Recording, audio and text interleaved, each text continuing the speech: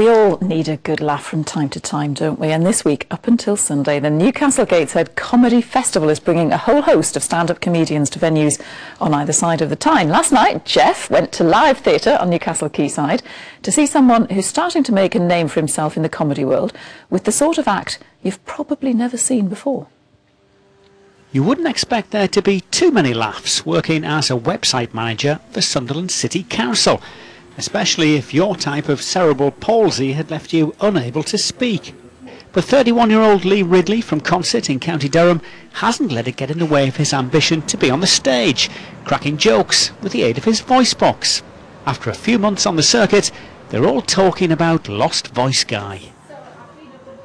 Believe it or not, my name isn't really Lost Voice Guy. My parents were never mean enough to do something like that. At least that's what they told me to say whenever the nice lady from social services I've always loved comedy, but I'd never thought about doing stand-up. Then some friends suggested it might work. I let the idea stay in the back of my mind, but eventually I decided to give it a go. I knew I'd regret it if I didn't. Let me test your powers of observation. Raise your hand if you can tell that I have a slight disability. It's the hair, isn't it? I didn't really think it would work, but I've been happily proved wrong. I'm already being booked for gigs all over the country, including London and Manchester.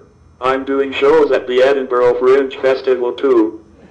As a society, we shouldn't be labelling people as disabled anyway. It's offensive and a huge waste of stickers. Ideally, I'd like to do stand-up comedy full-time. But I realize that this is early days and that's still a long way off. Ladies and gentlemen, I have been Lost Voice Guy. If you find my voice, please contact me on my website or on my Facebook page. I hope you enjoy the rest of your night. Goodbye.